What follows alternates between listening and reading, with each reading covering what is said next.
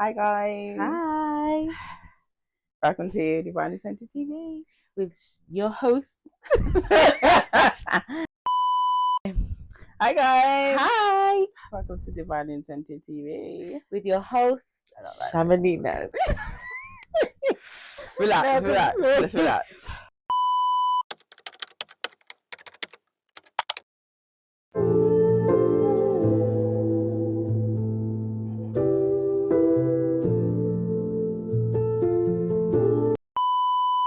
Hi guys, Hi, welcome to Divine Incentive TV. with your host, Sham Sham Neij. Yeah, get comfortable. A long-awaited podcast is finally here. We're hitting the streets. I know you've been waiting, and we're here. We've arrived. Yes. Better late than never. But give thanks. All divine timing. Everything, nothing before its timing. Mm-hmm. Lot of conversation leading up to this point. Lot of advisories we've received, lot of experiences we've had since making the idea to form the podcast. Lot of connections nurtured, new ones made. Your network is your net worth. Write that down. But yeah. So we're excited. Yeah. Well, I'm excited. Let me speak. In my opinion, I'm excited too. A lot of all of the above of what you said, but a lot of personal work has gone into it as well. It's not just that. It's not just what you said. It's more, and I feel like sometimes it's forgotten. Yeah. What when you're being called to higher heights, you've got to adjust and be the person to take those heights. Yeah. So here we are. We are here. First episode, we're just catching up, letting you know where we're at, what we, just talk about us a little bit, give a bit of background to what we aim to do here, kind of, without giving too much away, because obviously we just want you guys to come back, just trust the process that this is here for good reasons. For those who know us, they know a little bit more about the background, but obviously we've got some big things in the noggin. Loads to come. Loads. How are you feeling about the podcast? I'm excited. I'm excited. But it's getting used to being in front of the camera. I think like obviously we talk all the time, innit? So conversation always flowing, but it's like when it's there, you feel like you're being watched. So I think I have to like kind of like break that barrier down and just remember I'm still having a conversation with you. Yeah. It's what we do regularly. But apart from that, I'm excited because I know that the people that we've been meeting, the stuff that we've got planned, I just feel like I'm excited to see it all happen and come into fruition. So I'm very much more on the excitement side. It's just the camera I'm getting used to, but it's all right. It's all right. Okay, how about you? I agree. I don't know what it is about the camera. I just feel like hello and welcome. I feel like I have to be formal, but this is our podcast, our show, and you've come to see us. You've arrived at the spot, so we're just gonna give you realness and rawness, but just bear with us and take your time. Right. Take what resonates and leave the rest. Yeah, and pass it on. What doesn't resonate with you, pass it on. You never know. Hopefully, it will touch your soul. Regardless, yeah. I don't know. I don't know why you feel like when the camera comes in, you have to start being a little bit more formal with it. I think it's more just the mind game. Where do you learn that from? I don't know. I really don't know. When you're out there, you have to be a certain way. But yeah, this is our show, like you said. Yeah. So we're decent people. Yeah, no, we have manners. Yeah, for the most part. So what do we aim to achieve, in your opinion, going forward for the podcast? Okay, so not just the podcast then, because Divine Incentive is going to be a network. Yeah. Obviously this is just the televised version of said network. So like, what do you aim to achieve for the network on a whole? You know what just came into my mind? Go You know when the man asked you in the club what you wanted to. What did he ask you? Oh, he said like, he was asking me what do I do? When I was talking about the business that we're launching, our business basically, and I gave him a breakdown and listed all the things that comes under Divine Incentive Network, and I think he asked something like, okay, what's your aim with that? And I was like, to free the people from mental slavery. Honestly, you had to be Sham there. Neij. You had to be there to catch I it. said, here she goes. I just had a joint No. chuckle. If Honestly. you ask me, I'm gonna tell you. Why waste time? I don't know. First and last time I'm gonna see you. I have no problem with saying what's on my mind. Free the people from mental slavery. No. That is my ultimate goal. Honestly. I can't free you. I can only free myself, but I can encourage and just share stories and experiences that can help. Maybe like if I've been through it, maybe you don't have to go through it so much. So yes, that's my goal, to connect with people, like truly connect, not just because we're in the same city or we're in similar fields. That I want to connect with everyone, as much people as I can. I find there's a lot of people on the planet. As much people as I can connect with. Yeah. How about you? I think it's the community. Like that's the main aim for us. Obviously, we know all the different things and all that how they can fit together. So I think my aim is kind of seeing that blossom, like seeing them actually slap together and make changes that may be little to some, but to our community, the one that we're building, the one that we know so well, it will be great. So I think like you, the aim is to free the people them from mental slavery for real though. It really is, because we just encourage expression and just living in your truth. So the aim is to share that light, spread that light with everyone who we interact with and interact with the network through whatever project we're pursuing at the time. But yeah, that's the aim for me. That is the aim for me. I think when we went to our seminar the other day, backstory guys, we just come back from London. Yeah, it was a business seminar with Rob Moore and what's the other guy's name? Ryan Pinnock and a few others. A few others. I don't want to get the names wrong, but it was a money making summit. Yes. Yeah, it was giving us tips and gems. I mean, it was giving us tips and gems into like how we can take what we already know, really, but how we can use it to fuel the mission and fully turn that into money. And they were telling us some gems, and they were dropping some lines, but then there was a disconnect for me because I felt like it was I don't know, they lost me at one point when they started doing like your typical sales pitch where you have to sell a product. So for me, that's where the disconnect kind of happened. But as far as knowledge, I was loving it.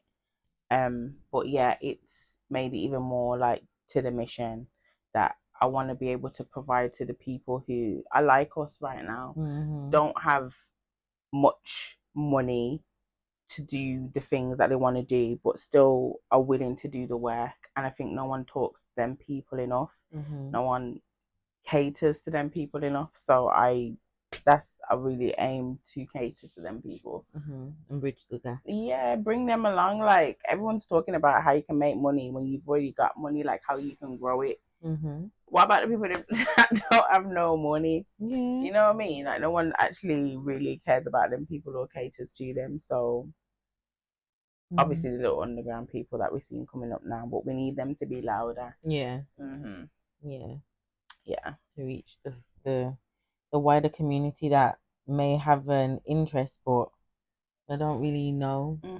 So they might know how to do something, but they don't have the right connections, Mm-hmm. or they don't have access to the information to help them get to that place. But experiencing it from how we got there Mm-hmm. was, I felt like, alignment for us. Mm-hmm. Even from the moment, just just to the point where even how we found out about it, we was gonna leave the place we was at. Can we say we was at Sunday with the bros. Shout And out Sunday with the shout Bros. Shout out the Sunday man with the there. Sunday bros. with the Yes, so it was guest hosting, co-host hostesses hostesses with the with the mostesses. mostesses. Yeah, so that was our second guest appearance with Sunday with the Bros, and they had a surprise guest speaker. Who's her name? No. Okay. Too many people to mention. Okay. Yeah. So if you watch Sunday with the Bros, and you'll see what we're Exactly. talking about, and you'll see there was some Right. gems dropped, and there was when you ran a lot of people, a lot of energy. So we were just questioning whether we were still needed at the time, and we was gonna leave, and we were like, we just ended up staying, and then we got some gems, got connected to.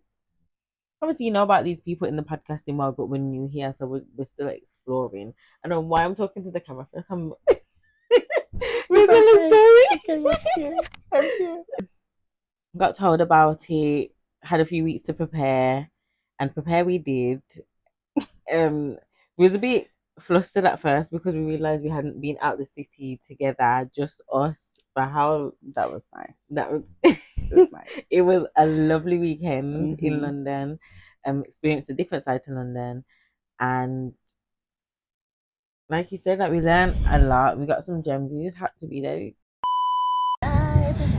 Reporting to you live. We are on the way to London on the train for a seminar weekend slash fun, pleasure, play, Thai vibes.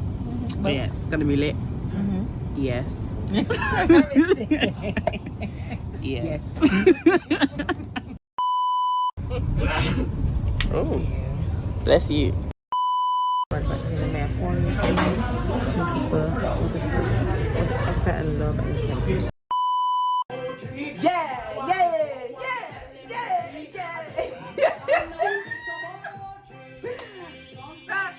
For me. Yeah.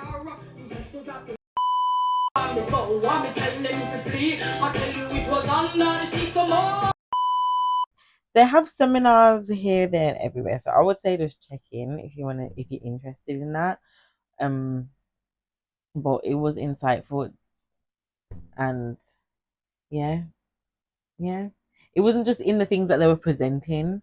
It was how they presented it, how they connected with the crowd, how they connected with people. Yeah. Like, as much as we know where we're at and what we need, like we don't need to be sending big bucks on a course right now. We need to be implementing and being resourceful with what we have, because we have access to a lot. So it's good to know it's there when we're ready for it. To do it. Yeah. So, but yeah, meeting people who are up in the game, big ballers, millionaires, 0000, embellish blazer. It's man's holding like a fat pile of money, yeah, and just like distributing. But he did stop at a certain point, so I do feel like it was an engagement tactic. But it kept me engaged at first, and I was like, "Don't let me miss nothing." But yeah, if you watch the podcast, I love the blazer embellishments and the style. Yeah. Check out Rab Moore. Yeah, you'll see he's got some good content on there. Knowledgeable man. He speaks to his interviews with the controversial people, so he knows what he's talking about as well. So when he's up there, he was being like very personable. So I liked that element because he wasn't trying to sell us anything. He was literally just trying to give us gems. You know, when someone's talking at you like lightning speed, and then write that down, write that down. That's how it was. But it was good. Yeah, it was good. I do feel like we needed to be there. Yeah, so we did learn some good gems, and like you said, different side of London. That experience was lovely as well. Connecting to kind of like living as the woman that we're both actively trying to become. So it was refreshing. That was a sweet taste out of what's to come. Yeah. So that was. I just keep. I try and live in the present, but I just keep going back to that feeling, and it's just like I'm not living in there, but I'm just like I'm trying to bring that happen there. I'm just trying to bring it bring forward. it into your life, because that one gem I'm gonna give you guys, is to tell you how why rich people are not unhappy, because they don't. Why do they need to be unhappy? They have money, and I used to say all the time, I don't want to be rich. I want to be rich now. It's not the stigma about being rich because of what people usually do with their riches. Me, I got every people. I'm gonna feed all the pickaninny them. We're hungry, but I want to be rich. Because who wants to be broke? Who wants to be broke? Really and truly, because you're gonna say it's not about that, but you can. I feel like when people say you don't need it, it's because it's just their lifestyle, what they're living. I think for us, what we want to do and the things we're working on, you need wealth to do that. You can't. You can get things done, but we want to do things a bit differently. From there's ways to do it without nothing wrong, but I just feel like what we're doing, we need resources, and there's only so long you can do that without it. You need a team. We know what we want to do, and things will be revealed as time goes on. You can just check out the website and see all the things we got coming up. Not yet. Wait for that. Soon comes soon, but I don't want. It's more than wealth, obviously. Read between the lines. Yeah. However, certain things you need money to do. Right. And we're gonna do them. And let's not sugarcoat it. Nobody likes being broke, and that's what the difference is between us and them. They don't like being broke, so they don't be broke. It sounds like, oh my god, how? Like when you want to check the maths, you want to know all the figures, but they just don't be broke. They make it work. If they'd rather go and take out a £1,000 loan from someone and go out on a whim on a business, because they just don't want to be broke and they want to see what they can make work. I've like the hood's versions of being resourceful is using the tools we have and just like making it work in this little the box. You're not supposed to stay there. Yeah. What else? Because if it's working, you're gonna build on top of that, right? And you're gonna acquire the riches. Again, knowing what we know what real wealth is. Very wealthy. Wealth in mind, rich in spirit, and pocket. Exactly. Balance. London was good. I feel like we unlocked a new friendship level as well. It was cute. And we got to kind of nurture it. We did stuff together. I just went on walks. Me and Neij just strolling through the streets of Camden. Like we know where we are, but it was cute. It was cute. We went hit up some hotspots, some galleries. Well, the ones that were open that we could make. There's a few cool exhibitions on at the minute that we gonna museums, try and catch. Some restaurants. We tried some new that Italian pizza. Sorry. Oh my god! Shout out! I was gonna say the few. Shout out Gordo's Pizza in what Dalston. In Dalston, right next to the Dalston train station. Right there. If you walk into a pizza shop and you see a stone oven, know so that pizza is pizzaing. Did you see the fire? Did you see the fire in there? Yeah, you got the little fire flame. Spallow, what they call them? The man. I don't know what that's called. The man pick up the summer. Yeah, that. And he said, "Come back in the summer." Them like, he's happy. Oh, they're so lovely there. If you're in London, is he in Stratford? Like near Stratford? No, it's literally like close to Hackney. Because I think, don't quote me on that. But 242 route. That's all I know. I think that was one of the best places we ate. Yeah, that pizza was unmatched. So, what did we even have on the pizza? Yeah, we had cheese, spinach, Is it fresh mozzarella? There's fresh mozzarella on Fresh there. mozzarella. Olives? Yeah. Me did have little pork. Still. Me did have little pork. What is it called? Still. It's not a salami. Wasn't it not salami? Not chorizo. I think it was salami, but a more partial salami. Because I seen salami on the menu, and I was like, "Oh, I want some salami." He was like, "Can you do halves?" Yeah, I think it was salami. Yeah, we just had that in half because I don't. Yeah, rasta. I don't eat pork. Rasta. Miso. Can I say that from eating cheese? Yeah. All right. You can, because everybody is not perfect. All right. I'm on a journey. But at least there's no pork in your diet. Some man can't relate. Do you know what I mean? Goodness. But yeah. Goodness gracious. You want to talk more about the trip? Or any other highlights? Any other highlights of the trip? Mm-hmm. I was about to say something.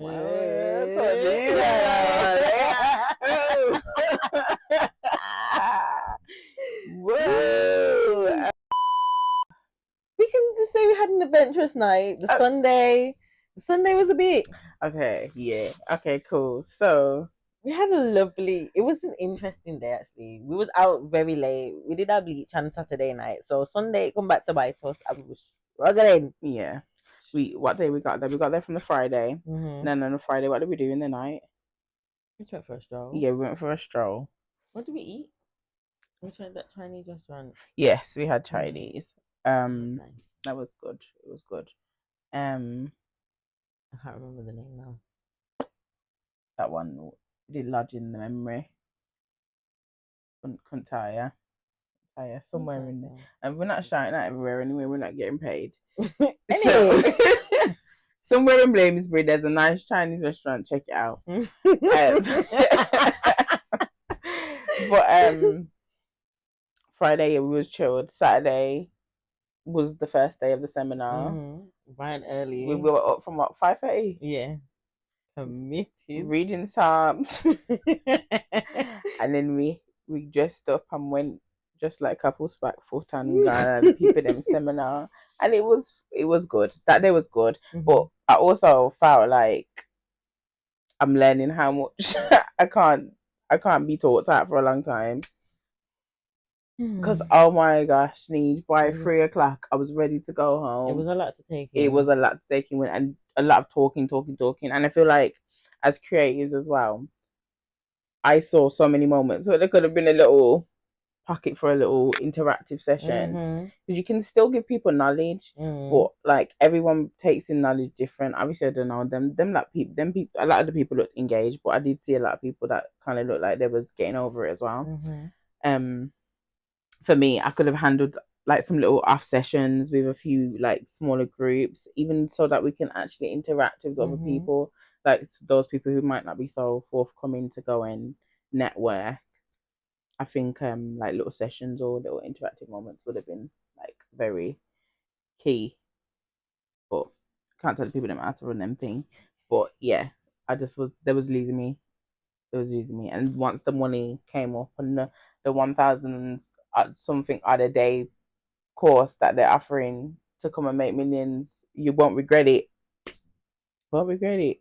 What am I eat for the rest of the month? What are you talking about? The last me, but obviously we was there till the end. We did well. But yeah, and then Saturday night, where did we go? We went to went to, I can't remember what the club was called, but Connie Khan from Children of Zeus was DJing at this place. It was really nice, and yeah, went there for little vibes. It was a bit. The music was a vibe. There were some weird energies that we interacted with that night, and there was almost an altercation. Shout out the man. Shout out the protectors. Man a man. Man a man. Man a man. Man must stand up like man. Man must act like man. Man must behave like man. Man must take decision like man. Eh? You weak jellyback. Oh, Jesus.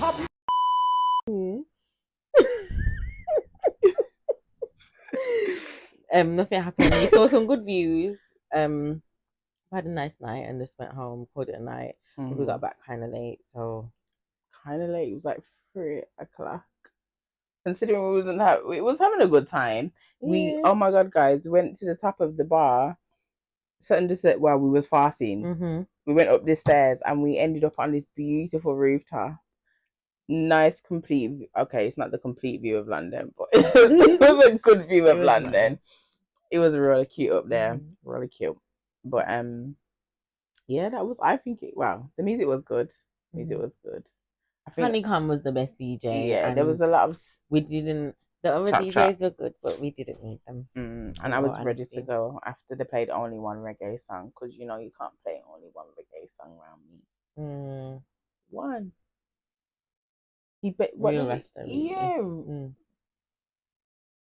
Sometime evil. But yeah.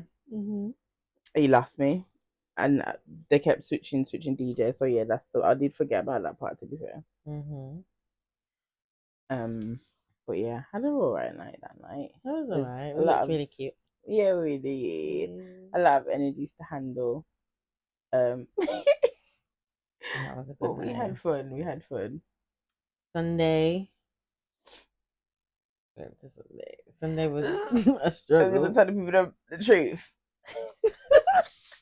Okay, so 2-day seminar, yeah, guys. On the second day, we were shattered. I'm gonna be very transparent here. Remember, I said to you guys, we got up at 5:30. 5:30. Is it a job? We got up at 5:30 on the first day, and the second day, we got back at 3 o'clock that day, and we was gonna try work about the 5:30. Wasn't happening. Me and Neij kept sneezing that bitch. Sneezing that bitch. And I was just going off Neij. Like, if I looked over and she still looked comfortable, I just matched her energy. And we didn't move till about 7:30. It was 7 something. It was 7 something, and the people them seminar started at 8:30 both days. No, that day it was the pre-session, so we should have been there. Yeah. So we were supposed to be at that one from 7 o'clock anyway, and the actual seminar started at 8:30, but we didn't make it. We made it to the seminar, but it's not about what time you arrive. It's about the actually showing up. So we showed up. We did our best. And Neij, bless her, was being so, like, she was listening, she was taking in writing. I was falling asleep. I had nothing. I got nothing left. I had nothing left. We just needed a few more hours of sleep.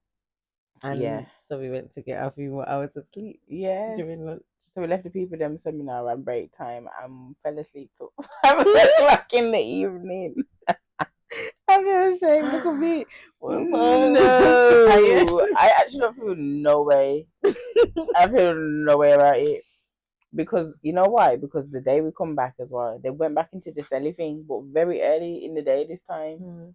So I was like, I'm tired.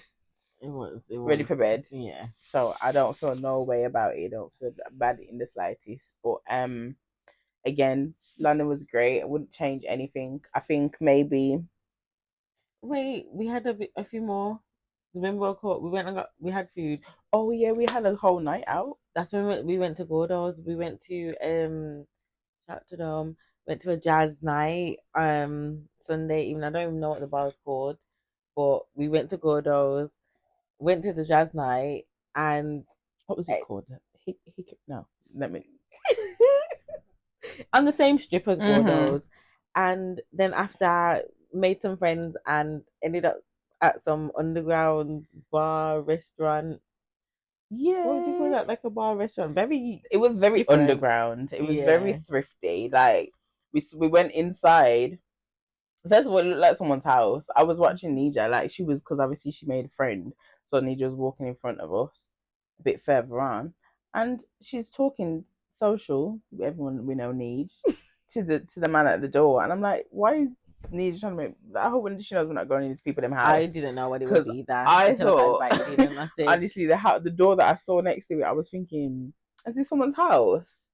But I was about to go in there. Good night. See y'all later. Yeah. And then the man came out with his little, what do you call it? Why was he the walking little around with that clipboard? Why was he walking around with that clipboard? He was doing his job. He was doing too much. And he came out, he said, how many? And then the friend of the friend said, these two. And I was like, and him, because, you know, they're only bringing the girls. But we had to bring in the man them too. Right. We all made it in, had a grand old time, went downstairs. It was mood lighting. It was a mix of people. Like, it was just a long table. It was closed. I was sitting next to a gas canister. I was a bit confused. All the workers had on boiler suits in different colours. Yeah, I think they were I think they were going for a 55, and the tequila, it was a cocktail, but it came in a water bottle, like a glass bottle. You open a bottle and pour it in a cup. But some of it was in, some of the drinks and the menu was in Chinese. Oh? Yeah. I don't know if I had that one, but everyone, you guys had the tequila one first. I know that much, and then the second one that you had was nice. I wish you did start with that. Yeah, that one was nice. I wish you did start. The glasses were interesting shapes, and the cube, the ice had some giant spheres in the cup. And some of them, some giant cubes. Yeah, I was thinking it was really interesting. It was. I think it's kind of like Alchemist vibes, but like their own edge on it. Yeah, it was nice. It was cute. It was cute. It was cute. We had a good old time. We had a good time. We had a good time. Meeting loads. We met so many people. Yes, we did. Helped a lot of people too. It was meant to be there. We were meant to be. No. Oh, we'll pray for her. Oh, honestly. Oh, I met a lovely, lovely woman. That night she seemed like she was going through a lot. I won't even lie. She actually seemed like she was going through some stuff up there mentally, battling a lot, and we had a conversation and blessed. There's a few, you know, like emotional moments. But yeah, it was meant to happen. That was a nice, like, she needed to hear what I had to say, and it felt like a release for me, because it's things that sometimes you say to people and it's easy for you to say it, but then you need to also remember it yourself sometimes. So it was nice to be able to say it to her, but then also remind myself of certain things. But yeah, tried to save her, help her get home safely, and sis had other plans, but you know, when you said that, okay, fine, don't save her. One of me saying don't save her, yeah. But sis, yeah, honestly, I wish her the best, man. I hope she's good. I don't want to like chat her business too much on here. She was a lovely lady, but she was a lovely lady. Yeah, that was eventful, man. It was an eventful night. Whoa, but I had a great time. Wow, that was a lovely evening. That was a really lovely evening. Belly full. It was just, again, shout out to Gordos. It's a bit rainy, but that was the worst of it, I would say. But it wasn't really anything. Yeah, I would have wished that it was dry the whole time, but it was okay.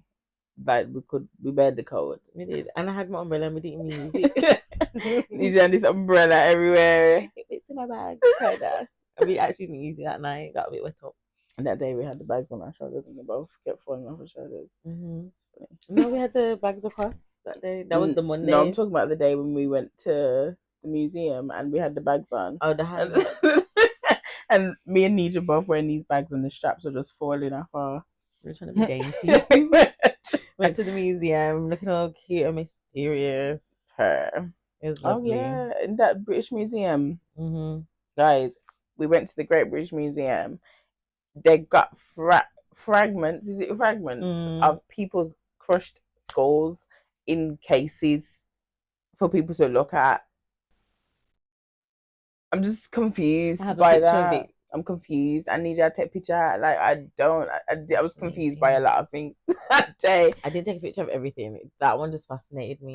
What fascinated you? I don't know. It's the fact that it's actually somebody's head. Oh, why? And the teeth was in there. I don't know. No, it was the teeth.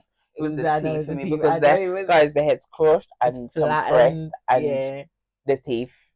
like a full row of teeth, still alive and well. And his It dentist was is a amazing. well preserved fossil. Mm-hmm. Crazy, fascinating. But we didn't get much time there. We took some lovely pictures and videos. Mm-hmm. But we didn't get much time in the exhibition. Exhibit A. Where we saw some ancestors, Oofa. the mummy's tombs. Yeah. The They got some big what do you call it? tubes in there. Something esophagus. Esophagus. Sarcophagus. I haven't said that word in so long. I'm thinking of esophagus, so I know that's not it. But I know it's the tomb, but it's a sarc. Made us know it has two. No, but the tomb's the outer. Oh, okay. Yeah, but the actual like the casket, then it's not the casket. It's it ends in it ends in because I remember when I learned about the word, because I learned about the Egyptians in primary school. So when I learned about you got to learn about the Egyptians. I knew about them. Wow. I knew my people. Trying to think of anything that I learned in school that was like, I learned bare Indian songs in school. That's I learned all about the culture. Yeah, I don't want to call the names wrong. Is it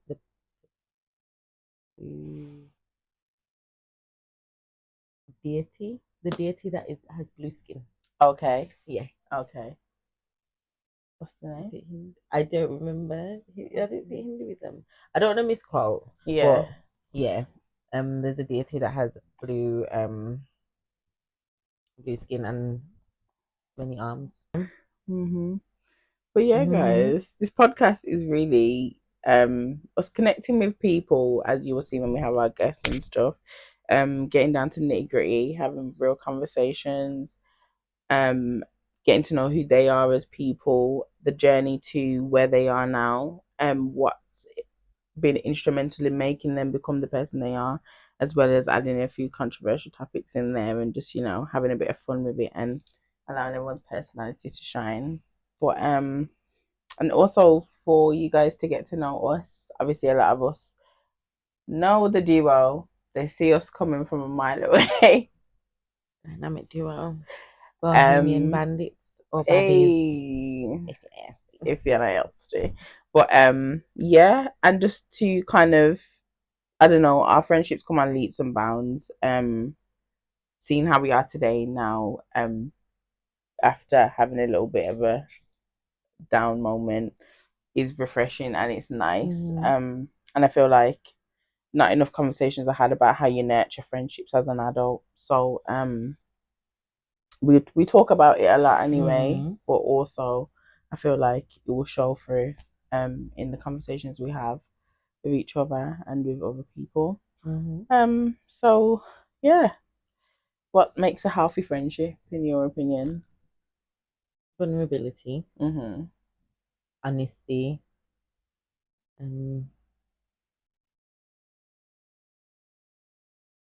having healthy boundaries, but respecting the other people around you, their boundaries, allowing space for the other person to grow, because we're going to shift as much as we're aligned and alike. We're still going to shift differently, and I think that's what we're learning, to give way, grace and space for us to grow in the way that we are, because as much as we're similar, we're also different. So adjusting when we need to. I think that's very important. That's when friendships and when our friendships break away is when people are changing and it's not handled well, it's not accepted, it's not nurtured, it's not supported, it's not respected. I've already said that. No, you didn't say respected. Okay. But yeah, you have to just allow that person to grow into themselves. Yeah, I agree. I think healthy wise for me, communication is at the top of the list, because being transparent, our moment quite recently. Okay. Being transparent, our moment quite recently, we felt, obviously we're both spiritually in tune in it, so we always feel when there's like a little break in the momentum. But we talk a lot, we talk about everything, and it's not like, oh, if it's not awkward to have the conversation once the conversations arose, but sometimes we like to sweep things under the carpet. And in the new chapter, as well as be nurturing each other, the relationship with each other and ourselves, communication is vital. It's taken us on leaps and bounds from where we were to where we are now. So I think today was like a reminder of that never stop talking, never stop nurturing. If there's things to talk about, talk about them. Because there's always new ways. You might, for a month from today, you might have completely different ways in how you would need me to show up for you than how I'm showing up for you now. So yeah. Yeah. I agree, man. I love you. But yeah, what have you learned from friendship? That's a good question. Like, Mama used to tell me, friends not good for you, girl. I have learned. Friendship has taught me to understand the importance of community. The difference between family and relatives. Damn. Like that you choose your family, and they don't have to be blood related, even though we're all connected and related. Even about myself, it's how they mirror up to me and my character. And I've had to check myself in every part. Like I'm challenged, I'm learning lessons, then I think like am I learning them and I have to go over the lesson again. It teaches me how to communicate with others that are more associates, and even just like networking. Oh,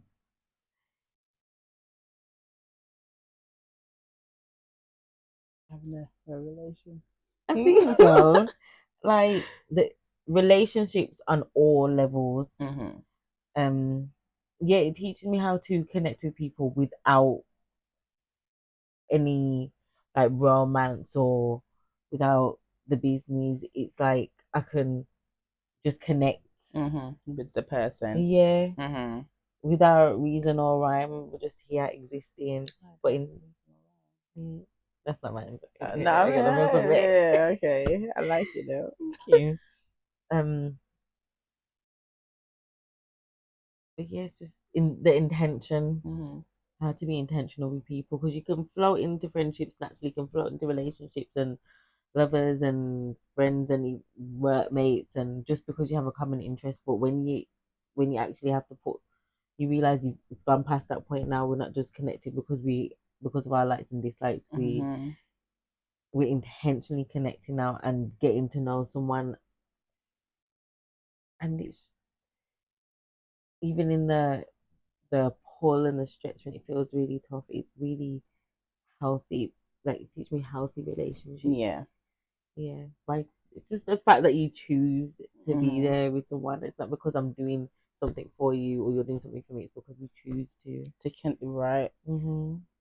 Because I feel like obviously no relationship's perfect. You have moments where it's gonna fall down. It's the active choice to continue working at those things to make sure that it's the best connection of its kind. Like there's parts where we'll fall short for each other, but then we can pick it up because we can acknowledge it, and that's the magic. Like it's tough, like we were saying today, like in the moment. Sometimes I don't want to hear that shit, but like it's actually so key to unlocking a new level. Like our friendship today compared to a year ago today was great. We were talking, but we've spoke so much since then. So it's like we've unlocked a different pillar of it now. So even the conversations we're having where we're kind of frustrated with each other, it's all in love. Like I see the love anytime, flowing. and it's not like we're shouting at each other or nothing. It's like we're frustrated because we care, and it's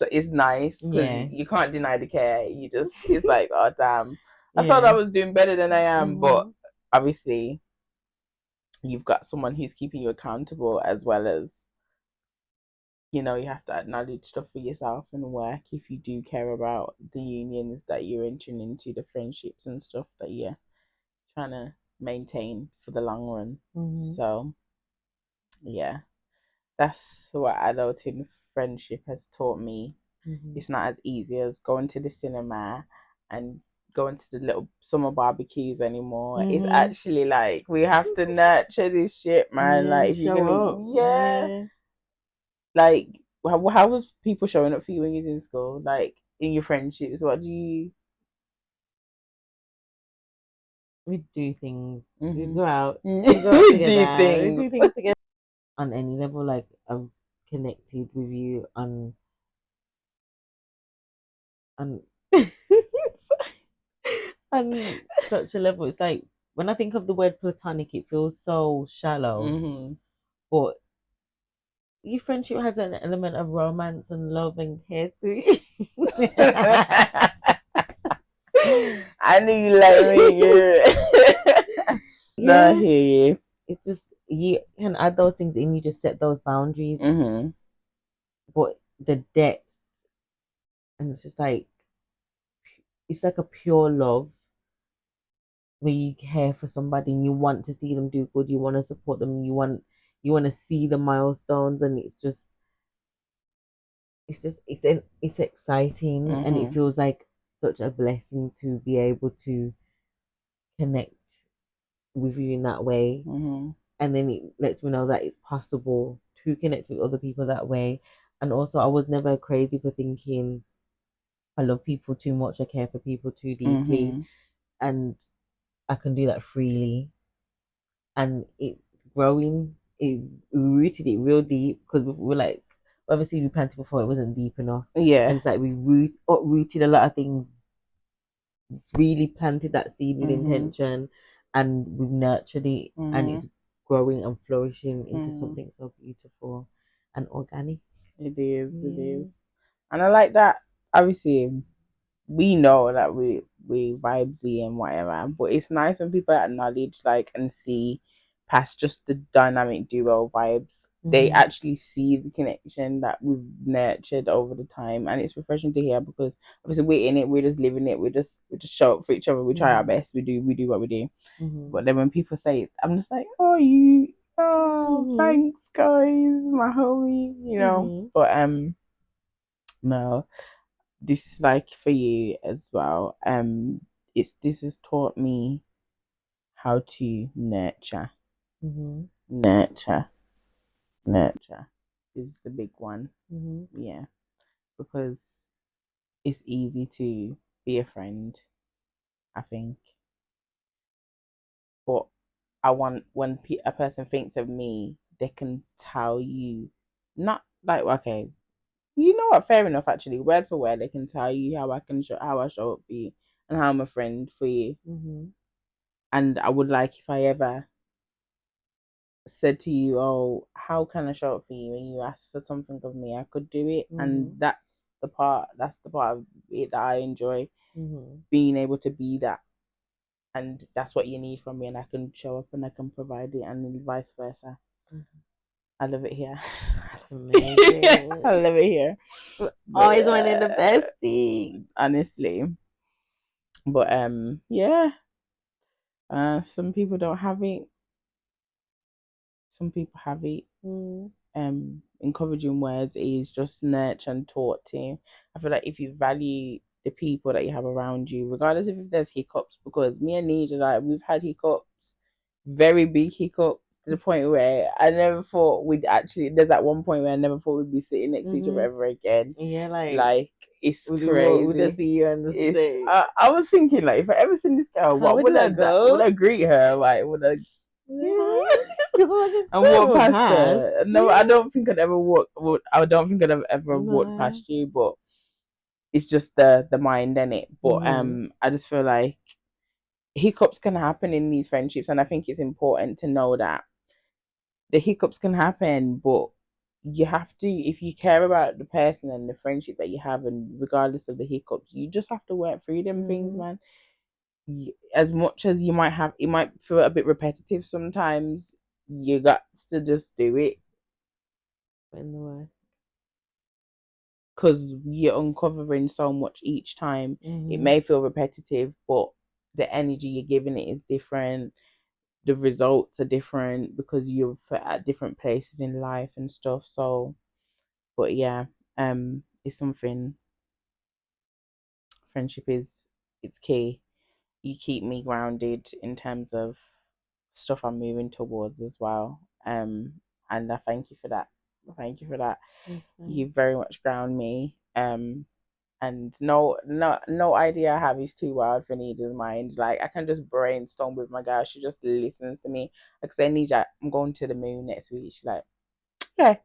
No questions asked. I'm going to the moon. Sham says she's going to the moon. But yeah. That was a wild example, but it's the realness. Make sure you have your food packed. And you got water. And your water and some tea to take with you. Yeah. But yeah. We're out here. Yeah. How's your year been so far? It has been a whirlwind. Oh my god, I'm having fun. Only in March, Neija. It has been eventful. I am having fun. I am enjoying myself. I am living life.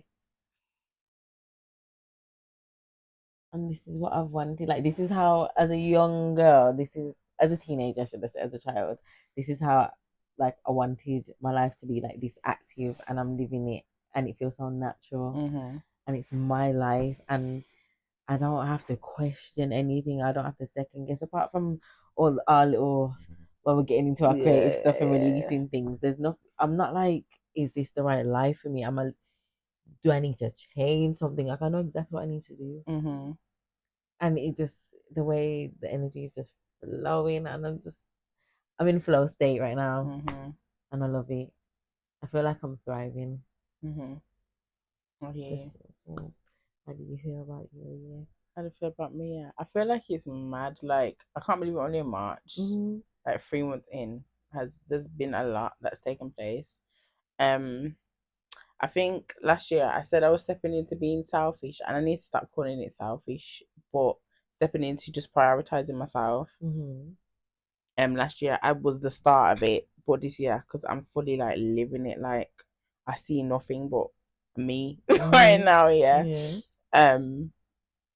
I think it's been nice to uncover certain things of me that I've neglected, certain hobbies, certain places I go to ground myself.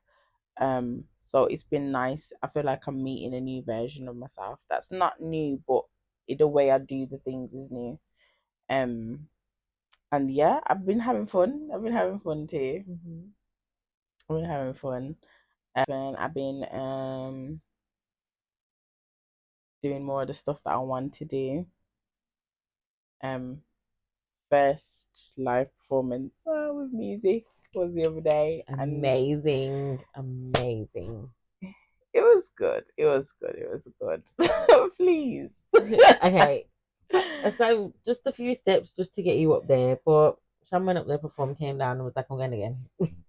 Yeah, don't forget that part. The Prosecco. I think that made me go up again. It was you. The Prosecco and me just relaxed you a little bit. But it was you. Take all the credit. I'll take the credit. But yeah, no, it was nice. And it was mad. The day before, I was saying, I just want to perform with a live band. Like, want to do that. Life is like, that's it. I'm happy with life. And then it happened the next day. It's mad. But yeah, I'm just enjoying life, and I'm living life in that very much fuck it mentality right now. excuse my French, not excuse mine. But I just want to live. Yeah, forget. Yeah, I'm living life in that very much like, what if you die tomorrow mentality. Like, take every opportunity. I literally, yeah, when I said it, I meant it too. Yeah, like what are we if gonna do? Like, Sham really wanted to go on the stage and do that. Like, we what's all the felt point? it. Regardless, You needed a yeah. live band. When you hear some music, you will get what we mean. Yeah. When we say like Sham needs a live band for her music, it's an artistry you need to experience. You can experience it anyway, but hearing it live is just a whole different vibe. Ooh, hearing it live is just a whole different vibe. Trademark. Right. It was good. It was good. I felt so filled that night. Mm-hmm. I just was happy. I'm proud of myself, I guess, because I'm hella anxious, but I'm doing it anyway now, and that's the difference between me and them.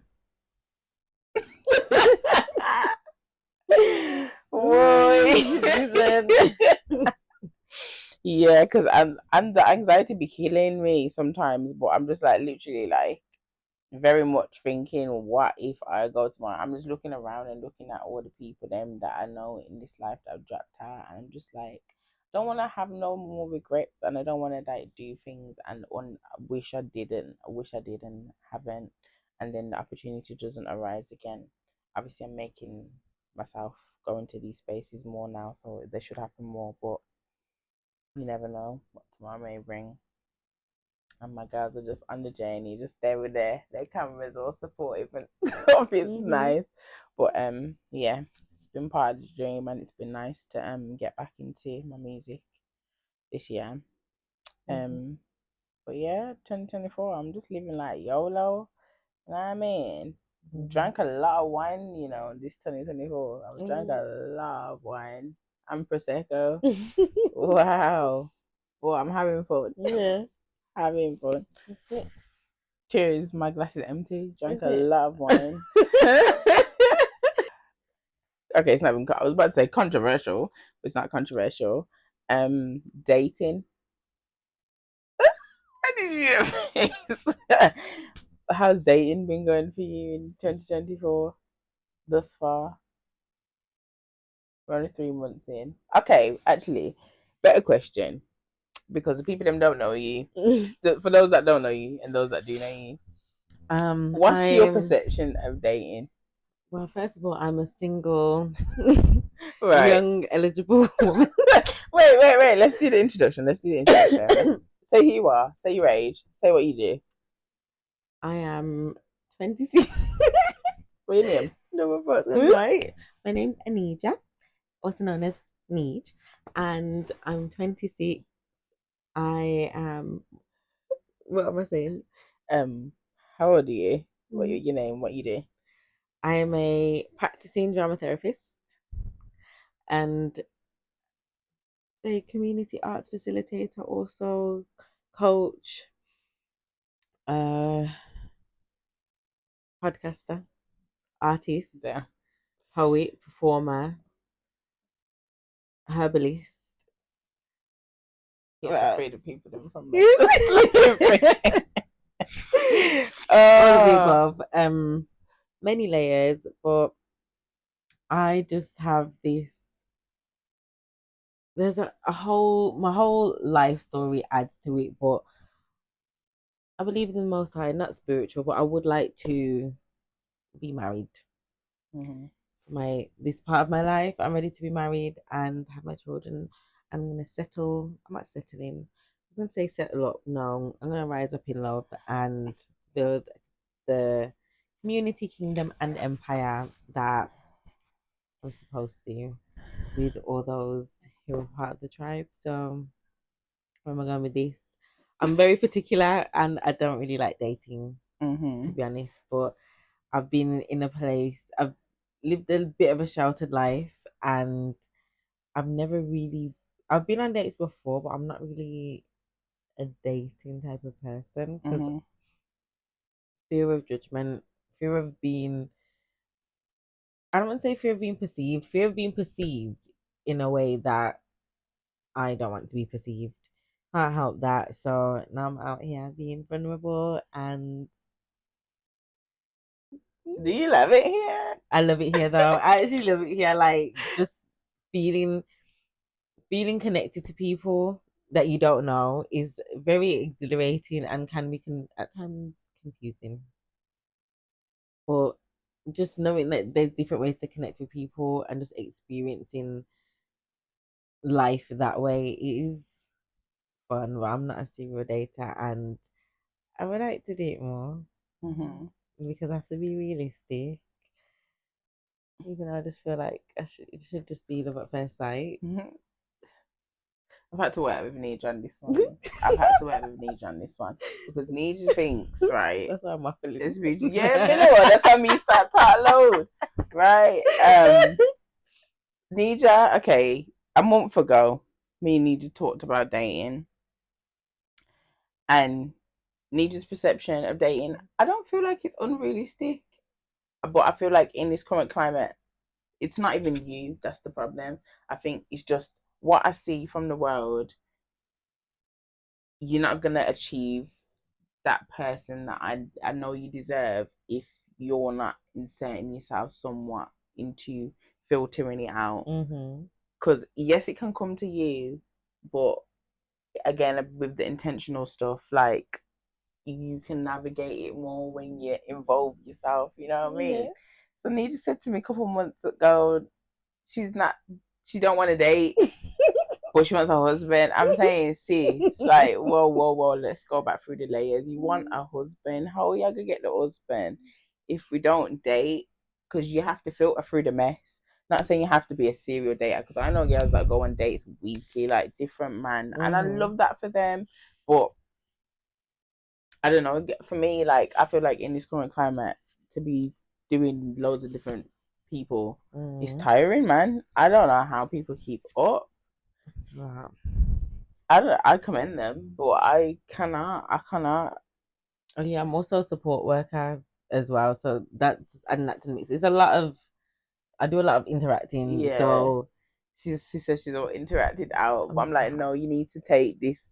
This is your love life now. This is the person who's gonna be with you forever. So you need to be dating. So now where we are today, sis is open to date. Yeah. Right, and open to talking. I ain't chasing no it. Open to talking to people. Yeah. We love that for her. So how's dating been going so far? And what? Okay, based on comparing the people that you've dated thus far, or people who you've spoken to and interacted with, because saying that, sorry, said that like you're a serial dater there. And have you seen any traits that you want for your husband? It's more because I know, yes, so I see the traits. Okay. But what I've seen is the things that come with those traits. I'm laughing. What? Like what? Like, I like a tidy and organized man. But that means he's going to be very disciplined. Whereas I like discipline and structure, but I also like to float. I float with structure, but I can see from my experiences how that might not work. Yeah. And understanding how men move when it comes to me, because it's different from like an uncle or a father. It's different from people in your family and your friends that you don't need to really do that as much. But when you're with someone, you really have to take, and it's different from when like you just been with your girls. It's not the same. Like I feel like we're flexible. Men aren't really like that. So it's the things that I may not gravitate. No, the things I may not like that come with the things that I require, and then also how I am, and things that just aren't compatible with me, or the things I can't maintain in a man. as well. That's the yeah, you did answer it. You did. Trying to be honest, I'm new here. I'm a little bit shy. It's the vulnerability. I can be open with people, but it's just going. There's a level of depth that I'm good at going to, but then it's going beyond that. That is, and it's annoying as well. Every time you speak to a new person, that's you introducing yourself again to another person who you have to get used to their energy. They have to get used to yours. You have to learn how to mesh the two, navigate, as well as still put yourself first. Still continue to be the person that you're building up to be. It's a lot. It's a lot. That vulnerability business is a lot. And then especially mixed with the current climate of dating where everyone is chasing the next thing. No one's dating for dating no more. I'm not meeting much daters who are trying to nurture one thing and not have multiple things going on at one time. I was actually, to be fair, I ended the year like that. I said I was gonna do that. It's overwhelming. I can't. It's annoying. I don't know how people maintain that. It's annoying. Especially when one connection is stronger than the rest. So you spend more time with that one. How I don't want to see the other ones. Exactly. You don't want to. You don't want to. If that person, the only thing that I notice with me is if the person isn't being all the things that I need and I communicate that is when there'd be room for me to see the other person or the other people. Sorry, because if we're talking about something and we're actively saying, okay, I don't like this or I need more of this, and you're not getting it, then of course I get it from that perspective. You're not being fed spiritually, romantically, whatever. So you're gonna go elsewhere to get some food. So do you believe in? Well, do you believe in it? Are you okay with dating more than one person at a time? You know what? Depends on the stage and it, because I feel like yes, until you get to a point where in that whatever who you're dating, you decide to only see each other. I think there should always be at that point in connections you're having. You should always have come to a point in where there's a conversation about okay, we're only seeing each other, because at the start I can't look at you. I just met you today. This connection is fabulous and lovely. But a week ago, you was talking to Sally and you was linking up with Sally, and you're still gonna have obligations to Sally. I'm very much aware that Sally is in the picture.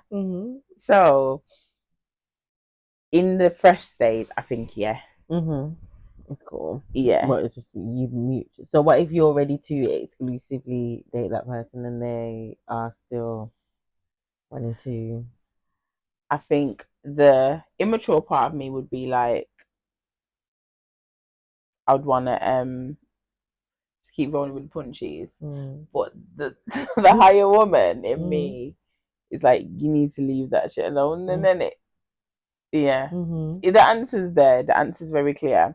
It's just like what you choose to do in the moment. But now, if I was talking to someone and I was thinking, okay, I want to take this further, but they were open to seeing what else was out there, and I feel especially if I felt like I was giving them a lot as well, I would have to take myself out of the equation, most definitely, because that's energy and you're pouring into a person, and then it's not being deemed as enough. So if that's all you've got to give and it's not deemed as enough to them, then I've gotta go, man. I've gotta go. How about you? Believe in dating more than one person? I think similar to you, like when it's just light dating, then that's okay. But it is that at what point do you say, okay, we're going to the next round? Because what if you're dating for and two are ticking the boxes? Yeah. And then but they want to focus on you, like how do you work that out? Because what if it's the discomfort to be honest? Because then you feel like you don't want to. I don't feel like I'm letting someone down, but also I'm not ready for that. So then, should I look past what I'm not ready for you, and then jump the gun? And then we've moved here too quick, and then I got rid of the other good parts. Right, that's what I'm saying. So you have to filter out the noise. You have to date around. Just keep it light. I feel like you date around as well if the opportunity presents itself, and because in some circumstances you can make a connection and it's just a nice connection and you can just stay in your little bubble with that, but also remembering yourself. But I don't know, it just gets a bit techy. But I don't feel like you should give all your you should meet a person and yeah, it's going well and you guys haven't had a conversation about what it is and you're just gone blindlessly and giving everything, all your eggs are all up in their basket. I don't think it's safe. No, because even people get hurt. Exactly. I think even if you just chose to just date that person exclusively, you shouldn't still be putting everything in them. Yeah, true. But not wow. Oh, I hear what you're saying. You're still getting to know them. I do hear what you're saying. But if you've decided with that person, then that you're only seeing them, you're still dating. Where's the rest of the eggs? You hold on to your eggs. Oh, for you saying put them in someone else's. No. Oh, but you're still dating, but without the extra noise. Now let's see what we actually have to offer each other. Now it's about, do the personalities match? Do we align the deeper things? But I'm holding some of the eggs just in case they don't. You can get one egg, maybe. Yeah, maybe two. How much egg you have? Enough. Okay, so we can't get more than two. No. Not because you have enough, you must give them away. Okay, cool. Some of them in the creative basket. Right. Some of them in the business basket. Right. Right. And if he wants to help, he can add his eggs to the basket. Exactly. What about the self-love basket? Okay, so controversial then. Do you think you have to be fully healed before you can date? I used to. I don't now. Okay. What made you used to think like that? Because I agree. I agree. I feel that because in my opinion, there's different levels and layers to healing. There's levels, same thing. But I've got to a place where I'm actively living, but there's still some things I'm working out. But it's not like I don't feel like that's a reason to not get to know someone anymore. Before I was just like, I need to really work on myself and get outside. Now I'm outside, like I'm good, like I can, like you said, we'll go through things and we can communicate and bounce back from it. Like we're actively healing. Now it's turning into living. Now it's a lifestyle. Now I'm not just healing. Now I'm living and thriving in that. So that's a constant evolution. So I feel like I've come out of the healing space, even though there's always something to heal from and learn and grow from or grow through. But I'm not in that place of turmoil anymore where my default is depression or negativity. Now I'm positive and there's sometimes certain things will pop up. So, and yeah, things will come up at different times and life is a journey. And I believe and I know that I deserve that kind of energy from someone where they're willing to learn and walk with me, and I embrace that's going to be very difficult to be that kind of vulnerable with that person. Also, I have space for somebody else. I have space for people in my life to do that, and through friendship and close family relationships, I'm learning how to do that on that level. So when now someone comes into my life, I'm practicing that already, so I can embrace that person. Yeah, and be intentional. Yeah. What say you, girl? What say me? What's the question? No, I do think that notion is bullshit because you're always healing. Those that are tapped in know that the healing doesn't ever end. So if you're waiting for the healing that never ends before you then go out and start pursuing stuff, then you're going to be lonely for a very long time because the healing journey is continuous. It's like you said, it's a lifestyle. So it's taking the notes from the past one. I do feel like it works in terms of, if say you've just been in a long-term relationship, Mm-hmm. you do need time. Mm-hmm. Everybody needs time to find out, because sometimes you lose parts of yourself in a relationship, sometimes you give parts, and sometimes there's things that you have to unpack in yourself to see how you allowed yourself to end up in certain predicaments again, without having more noise added to that equation of new people coming in and all of that stuff. So I feel like everyone does need time, but to wait until you're healed, no, you just need the notes from what was before. Use that as your guideline, essentially, to make sure you don't make those same mistakes again, or you try it a different way. For example, in mine, a lot of them were communication problems. No one was talking. So now I just ask any question as I see fit. They might think, oh, she asked a lot of questions in it, but me no care. I am gonna ask those questions, because why not? Like before, I just would, I don't know, I just, when it comes to people I'm with, I'm like, I don't want to be too in their business, but why not?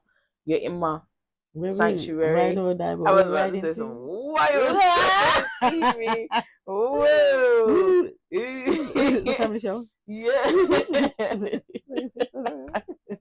Yeah, that white guy. I can't remember what show was it. At the end of the show, was like, bye, have a good time. I was talking about this someone within this Family Guy. It's in Family Guy. Okay, cool. Bye, have a great time. Being fully healed, you're never gonna be fully healed. There's always gonna be something. There's always a life lesson in something. Life could be going really great for you, and then next month you just all shatters. So healing is continuous. It's a cycle. It's a cycle. With or without. With or without, you gotta go in. I think just navigating, again, back to that word, I have to say it's my favorite word, being intentional in everything you're doing, anyone you're pursuing, really will help in filtering out the noise and finding your husband, I think. Going to, okay, who is the common denominator? I still don't think I know the answer to this myself, but who is the common denominator in all of your failed relationships? Okay, I think the wording of the question is a little bit weird as well. You can say like a trait or traits if it makes it better, because I can only probably think of traits. I don't want to put the pressure on and say it's me. You answer first. Who was the common denominator in all of my failed relationships? Okay, back to the communication thing again. I think if we're saying traits, and say communication was a big one. And then also like emotional stability was a very big denominator in why a lot of my things failed, because it's either I had too little and they had a lot, or I had a lot and they didn't have enough. And it was like, okay, you don't have it, so I'm teaching you how to have it, but then I'm not ready to have it. So yeah, it never worked. And then with that came a lack of compassion. So I feel like that was the common denominator in a lot of mine. Emotional stability and maturity in that as well. Like, we're having conversations, but are you really listening to what I'm saying? That shit pisses me off. No, like, we just had a deep conversation. We just had a deep 3-hour conversation.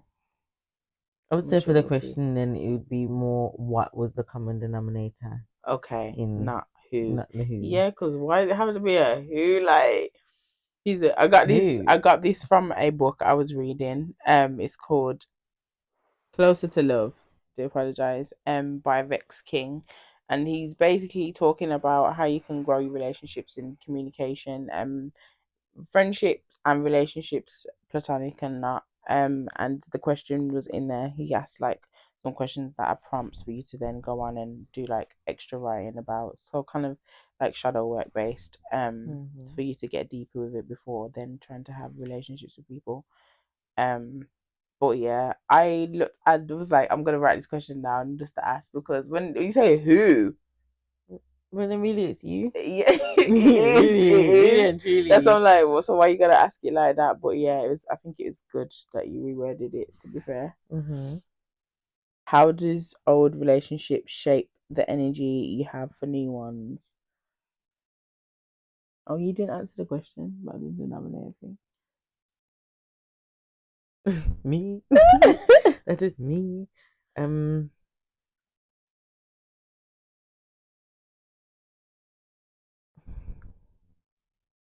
I didn't. I gave away my power to, not even too quickly. I just gave away my power. I didn't realize what I had and the value I brought to the connections. So I just felt like I kind of give that away. I think I'm kind of like always trying to catch up, not realizing, as it might sound like duh, but it was for me to, I'm a part of the relationship or connection, whatever level of relationship it was, I was a part of it too. So why would it not be of value? It's like, how can I say it? It's just, it's not like just I'm with the person's there and I'm just like their little assistant, like I'm just adding on to them. It's, I'm seeing it like that rather than, that is not a good analogy, but do you know what I mean? Like the less than sort of thing, because I don't have, I didn't see my value. So I thought I didn't really have much to give. So I'm just giving myself, pouring into these individuals.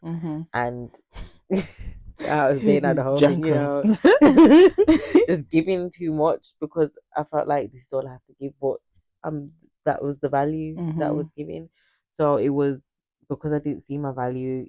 Then you can see the power shift and how people use that when you allow them to. And then that's also who I was attracting. So yeah, not understanding my worth. And then I don't know if that leads on to the next question of what was it? What was the question? How do old relationships shape the energy you have for new ones? Yeah, doing that again. That happening again. And not repeating the patterns. I learned my lesson. I was young. Like teens, early 20s, because I didn't understand life. I thought I knew what I knew, and I thought I was a liberated woman and I could live how I wanted. And it's just like the illusion. After a while, that the ignorance, the bliss, it disappeared. Now I really just saw in myself. I saw how things would crumble because I wasn't being myself, not realizing I put the energy with me. I was the prize. How dare I? But yeah, going forward, it's just to stand firm in my identity. And again, in the last few years, that's what I've been working on, is knowing thyself. So people can't tell me who I am, or I'm not shifting or wavering on my morals, on my intuition, because you are what you are. Yeah, I am who I am. What about you? How do old relationships? Yeah, I'm like you, not doing repeating cycles. I think obviously there's always points when the relationship's fair, you like remember not to do that again. Whether that be being too emotionally available too quickly or losing yourself in it. Just making sure you're making notes of the things and the parts of it that were low vibrational for you to make sure that they don't come forward to the next one. Yeah, that's my answer. I think just like you, not repeating patterns, making sure to filter out the noise, and make better choices. Yeah, because it's treacherous out here. But yeah, that's what love's taught me. Love. Have you ever been in love? No. Yeah, to show you. Yeah. It's reminding me of. I don't. No, Mm. I've had very strong feelings, Mm-hmm. and I've cared deeply for people, but I've never been in love. Mm-hmm. No. Mm-hmm. I don't know. I'm gonna say the same. I think I've been very strong to the point where I've mistaken it for love. Mm. Um. Ooh, Mm-hmm. that one's a bit. Because what is it? If it's not love, then what is it? Yeah, and 'Cause that's like, so what we're doing? It's not yeah, love. Like, you no, can't tell me it's not love. that's intense. Exactly. Exactly. So, I've been in that position. Mm-hmm. I'm not saying that there wasn't love for them people. There's love, but it's just like the version of love that I aspire to have Mm-hmm. is not what I've had. So no, I haven't been in love Mm-hmm. in my version of love. Mm-hmm. Mm-hmm. Do you think it's important / imperative to be aligned with your purpose and actively pursuing that before you can invest in love? Yes. Mm-hmm. And that's beyond dating. Like now we're getting serious. Like we're having conversations of how we're gonna spend our life together and intertwine our lives and become one. Mm-hmm. What is that based off? Mm-hmm. Because I feel like your purpose, when you know your purpose, you've gone on this discovery, you know what it takes to get to that purpose for you to see and work on it. And then what if you're one way, you don't really have much of a vision? Not saying your life's not good, but then you discover your purpose and it shifts you. Mm-hmm. Do you and that person still align? And you don't know it until you live it, but it's a lot of times you see people change and they want to change their whole lives and they change their whole lifestyle, and that person's not moving the same way as them or at the same time as them. Mm-hmm. So I feel like long term you need to know what you're doing, and even then you can be perfectly You aligned and it can can still waver. change. Yeah. So yeah. Mm-hmm. Have some sense of direction in it. Yes. Because I feel like it's easier to lose yourself when you don't. Mm-hmm. If you're entering into new relationships, I only speak from personal experience, in my humble opinion.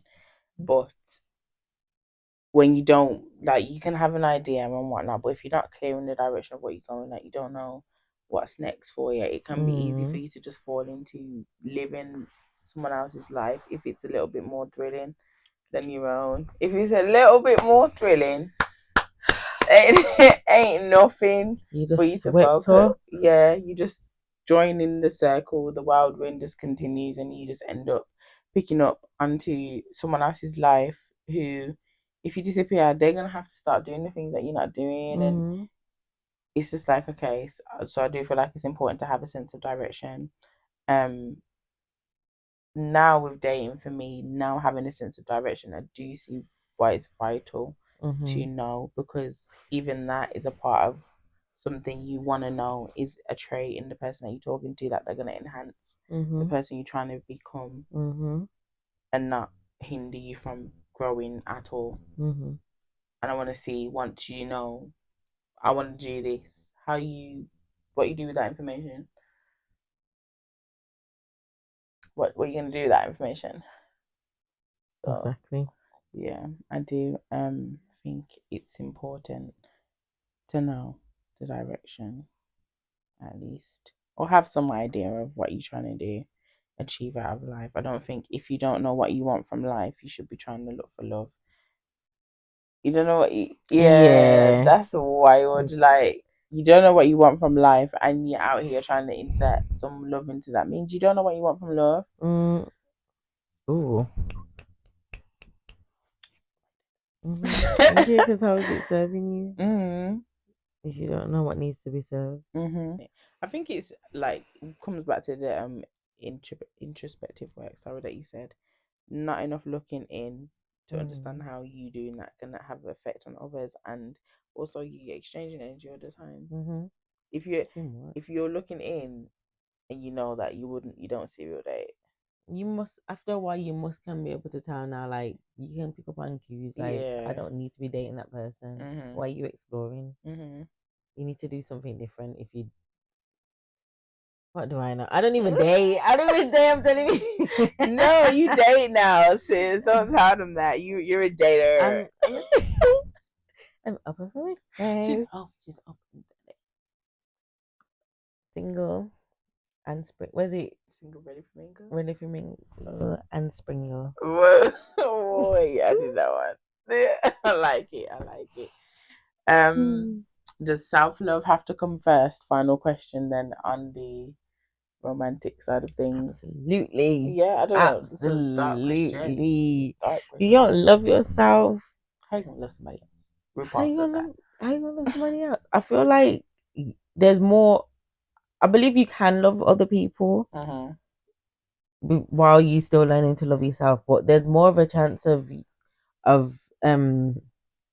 words going out my head, of you mistreating me, because it's kind of easy for you to do that with, not say easy, but you can look past yourself after a while. That those habits, you can't be around someone for that long and those habits aren't coming out to other people now, because it does come out.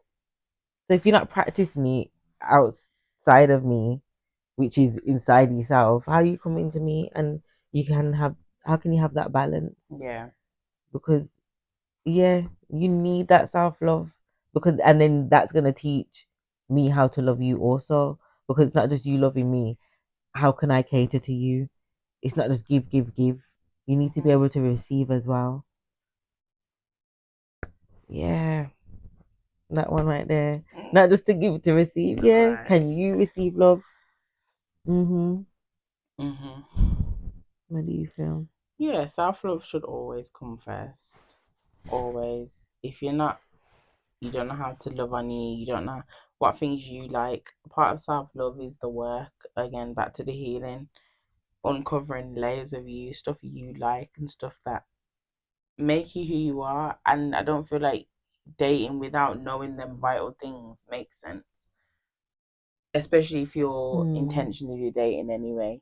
Obviously, for those who are serial daters, it doesn't really matter to you as much, but even still, you should always have yourself completely loved on by you before, because it's easy if you don't love yourself and you're out here and you're dating, it's easy to latch onto any form of love or any form of acknowledgement you get and like perceive it as love. So if you love on yourself, then someone coming in and doing more to enhance, you grow in admiration for them, but you've been loving on you. So yeah, love should always come first for yourself before opening the door to love anyone else. Yeah. But yeah, with dating in this 2024, I think I'm just, like I said, being intentional. I'm actually in the filtering process. Yeah, I'm starting to filter out the noise now and shape the type of person in my mind that I think would enhance the journey I'm on, rather than start diminishing and taking away from my light. So we'll see. We will see. We shall see. But yeah, I'm glad that you're open to date now. It's actually weird, but I'm happy for you. Okay, I'm happy for you because I don't know. Me too. Yeah, it's fun. It is taking fun. the It's a little bit pressure of a off you. thrill. Yeah, it's alright. It's not. And also, it's nice to wrap up with someone sometimes. When you get to that stage. When you get there. But it's been a long time coming, but I know change gon' come. Oh yes, yes it will. is. It is real.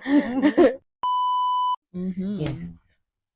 But yeah, guys, we just wanted to come in, give a nice formal introduction into the conversations we have daily with each other. We literally be sitting down, going on these tangents, we're sharing podcasts and like little just book stanzas and stuff, and always just making big conversations out of them. So obviously we're gonna be intentional in the content we provide for you. Today we just wanted to talk to you guys a bit and let you know what we're coming with, what we got for you. But yeah, check us out. Stay tuned. Please like, share, and subscribe. And please comment. Get in the comment section. Get in there. Share it. We will be responding to everyone. We'll respond to everyone. We'll make the time to respond to everybody. But give us advice. Get in the conversation. What are your thoughts and views? Right. Like, we want to learn from each other. We don't know everything. This is just our experience and where we're at right now. We're just two girls. This can change in a week, in a month. Could change the tune of anything. But it's on the journey called life. We're all on this journey, so hopefully we'll like to replace the questions that we have prompted by questions asked by you guys. So please, in the comments also, any questions that you'd like to, have asked formally, we'll bounce off each other, hopefully when we have the guests as well, and we can make them much bigger conversations. But yeah. Also, you can DM us on Instagram, and you can write to us through our email as well. Any voice messages, just send them through, and we'll make the time to have them played, have a conversation about them. This is interactive for us. Like we said, it's all about connecting. We aim to grow the connection with ourselves through this process, as well as our viewers and the community that we're building in the background. So I'm excited. Excited. I'm actually not pleased, but thank you for coming on this journey with us and sharing your experiences. Yes. Look forward to hearing from you and talking to you all. Open to where life will take us. So it's interesting to see who we'll connect with on this journey. It is, and who's gonna be here for the long haul. Any time that you're watching this, I hope it served you well. Thank you for listening. Take care of yourselves. Stay hydrated. I was just gonna say, make sure you're drinking water. Make sure, because I know you love that one. But yeah, always just give thanks for life. Give thanks for life and where you're at and what you got. It can always change. Yeah. Wow. Thank you again for joining us. Thanks for watching. We're your hosts, Sham Neij on Divine Incentive TV.